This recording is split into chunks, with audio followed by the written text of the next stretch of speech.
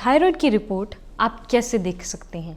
आप जनरली जो आपको डॉक्टर्स थायराइड के लिए टेस्ट एडवाइस करते हैं जब उसकी रिपोर्ट आती है, या कुछ लोग अवेलेबल किट्स ऑर्डर करके खुद से भी ये टेस्ट करते हैं, इनकी रिपोर्ट्स को आप कैसे देख सकते हैं? कैसे आप ये हेल्प कर सकते हैं? क्या तरीका रहता है जिससे आप ये जानकारी पा सकते हैं कि आपके थायराइड लेवल्स कंट्रोल में हैं या नहीं है? थायराइड आजकल एक बहुत कॉमन समस्या बनता जा रहा है। जनरली देखा जाए तो 10 में से 4 वर्ल्ड की पॉपुलेशन में लोग ऐसे हैं जिनको थायराइड रिलेटेड इश्यूज रहते हैं। थायराइड रिलेटेड इश्यूज जिनको रहते हैं उनको बहुत कॉमनली डॉक्टर्स एडवाइस करते हैं थायराइड रिलेटेड टेस्ट, जिसमें थायराइड जो हार्मोन्स बनाता है जैसे कि T3, T4 या TSH रिलेटेड हार्मोन्स जो होते हैं उनकी जांच की जाती है। उनको देखा जाता है कि नॉर्मल वैल्यू से वो बढ़े या घटे हुए तो नहीं है, जिससे कि अल्टीमेटली डायग्नोस होता है कि आपको हाइपरथायरॉयडिज्म है या हाइपोथायरॉयडिज्म है। हाइपरथायरॉयडिज्म से हमारा मतलब है थायराइड की एक्टिविटी ज़्यादा बढ़ी हुई है, और हाइपोथायरॉयडिज्म का मतलब है थायराइड की एक्टिविटी कम बनी हुई है। थायराइड के हार्मोन्स और थायराइड के ऊपर ऑलरेडी एक वीडियो हम बना चुके हैं जिसका लिंक हम नीचे डिस्क्रिप्शन बॉक्स में डाल देंगे। उसमें पूरी डिटेल फंक्शनिंग है T3, T4 और TSH की। यहाँ बात करते हैं एक नॉर्मल तरीके से, क्योंकि थायराइड एक बहुत इंपॉर्टेंट एंडोक्राइन ग्लैंड है जो कि हमारे गले में स्थित होता है। ये हमारी बॉडी में 2 बहुत इंपॉर्टेंट हार्मोन्स रिलीज करता है जो कि कहलाए जाते हैं T3, T4।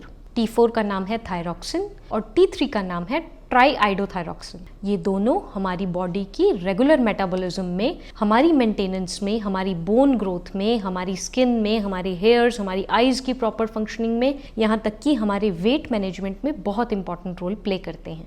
अगर किन्हीं वजहों से हमारे थायराइड की एक्टिविटी ज़्यादा है या एक्टिविटी कम है तो इसका संबंध मैनेज करता है हमारा ब्रेन। ब्रेन में एक ग्लैंड होता है जिसको हम पिट्यूटरी ग्लैंड बोलते हैं, वो थायराइड स्टिमुलेटिंग हार्मोन रिलीज करता है जिसको हम TSH बोलते हैं। और ये TSH जो है ये हमारी बॉडी में T3, T4 के लेवल को मैनेज करता है। यानी कि अगर हमारी बॉडी में T3, T4 ज़्यादा बन रहे हैं तो TSH कम रिलीज होगा ताकि इनकी रिलीज कम हो, और यदि हमारी बॉडी में T3, T4 कम बन रहे हैं तो TSH ज़्यादा रिलीज होगा ताकि वो थायराइड को इंडिकेट करे कि आपको ज़्यादा T3, T4 बनाने की आवश्यकता है। ध्यान देने की चीज़ ये है कि इनकी नॉर्मल वैल्यूज़ अगर बढ़ी आती है, फॉर एग्जाम्पल अगर हम T3 की बात करें तो T3 जो हार्मोन है उसकी नॉर्मल वैल्यूज़ की रेंज देखी गई है 80 to 220 मिलीग्राम पर डेसीलीटर्स। ये एक नॉर्मल रेंज है।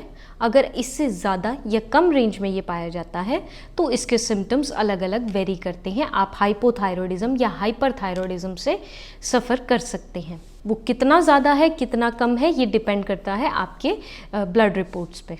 बात करें अगर T4 की तो T4 में देखा जाता है नॉर्मल वैल्यूज़ रेंज करती हैं 4 to 12 Ng पर डेसीलीटर, और ये कॉमनली देखी गई हैं। अगर ज़्यादा बढ़ रही हैं या घट रही हैं तो ये भी लीड कर सकती हैं आपको हाइपोथायरॉयडिज्म या फिर हाइपरथायरॉयडिज्म। इसके अलावा अगर TSH की नॉर्मल वैल्यू की बात करें तो TSH की नॉर्मल वैल्यू होती है 0.4 to 4 माइक्रोग्राम पर डेसीलीटर, मिलीलीटर पर UL। ये नॉर्मल वैल्यूज़ हैं जो कि आपको ध्यान में रखनी है। यहाँ अगर आपके T3 की वैल्यू बढ़ रही है 80 से 220, यानी अगर 80 से नीचे जा रही है या 220 मिलीग्राम पर डेसीलीटर से ऊपर जा रही है, अगर ऊपर जा रही है तो हाइपरथायरॉयडिज्म है, अगर नीचे आ रही है तो ये सजेस्टिव है हाइपोथायरॉयडिज्म का। इसी तरह अगर हम T4 की बात करते हैं, T4 में अगर आपके रिजल्ट की वैल्यू 5 माइक्रोग्राम पर डेसीलीटर से नीचे है तो आपको हाइपोथायरॉयडिज्म हो सकता है, और अगर 12 माइक्रोग्राम पर डेसीलीटर से ऊपर है तो हाइपरथायरॉयडिज्म होता है। यहाँ वाइस वर्सा देखने को मिलता है TSH के साथ, क्योंकि TSH हाइपरथायरॉयडिज्म में कम होता है, यानी कि 0.4 UL पर डेसीलीटर से कम मिलेगा, और अगर ये 4 से ज़्यादा है या 2 से ज़्यादा है तो हाइपोथायरॉयडिज्म यानी कि कम एक्टिविटी थायराइड ग्लैंड की देखने को मिलेगी। ये आप बहुत इजीली अपने सिम्टम्स के साथ भी मैच कर सकते हैं। अगर आपका बहुत ज़्यादा वज़न बढ़ रहा है, वीकनेस महसूस हो रही है, इसके अलावा अगर आपके नेल्स बहुत ज़्यादा ब्रिटल हो गए हैं, अपने आप टूट जाते हैं, इसके अलावा आपका अनमैनेज्ड अनप्लान्ड बहुत ज़्यादा वजन बढ़ने लगा है, आपको फटीग महसूस होता है, मसल वीकनेस महसूस होती है, या फीमेल के केस में अगर बात करें तो मेंस्ट्रुअल साइकिल डिस्टर्ब है, इस तरह के केसेस में आपको जनरली हाइपोथायरॉयडिज्म कंसिडर किया जाता है।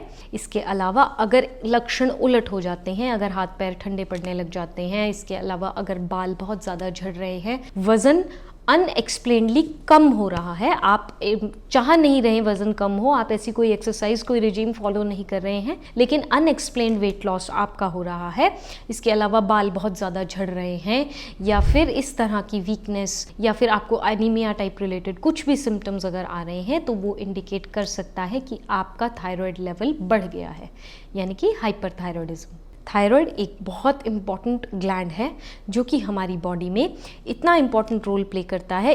इन लेवल्स को अगर आप जानते हैं, इनकी नॉर्मल वैल्यू जानते हैं, इनके घटने और बढ़ने के साइड इफ़ेक्ट्स आप जानते हैं, बॉडी के इफ़ेक्ट्स जानते हैं, तो आप बहुत ईजीली अपने थायराइड की रिपोर्ट रीड कर सकते हैं। लेकिन अगर आप अपनी थायराइड की रिपोर्ट देख रहे हैं और आप समझ गए हैं कि आपकी लेवल्स ऊपर नीचे हैं, हाइपरथायरॉयडिज्म या हाइपोथायरॉयडिज्म है या किसी तरह का इशू है, तो आप स्वयं से खुद कुछ ना करें, आप तुरंत और तुरंत अपने डॉक्टर के पास जाएं, उनकी सलाह लें, उनके एक्सपीरियंस को आप फील करें। उसके अलावा उन्हीं के द्वारा दी हुई जीवन शैली और उन्हीं के द्वारा दी हुई मेडिकेशंस को स्ट्रिक्टली फॉलो करें। खुद से आप किसी भी तरह का कोई एफर्ट ना लें। आप ध्यान रखें, क्योंकि ये एक बहुत इंपॉर्टेंट रोल प्ले करता है हमारी वेल बीइंग में। केवल और केवल डॉक्टर की सलाह पे आप इसको पूरा करें। होपफुली थायराइड टेस्ट की नॉलेज के लिए, थायराइड रिपोर्ट की रीडिंग के लिए इतनी इन्फॉर्मेशन आपको बहुत हेल्प करेगी। वीडियो पसंद आया है तो इसको लाइक, शेयर, सब्सक्राइब ज़रूर करें। Thank you.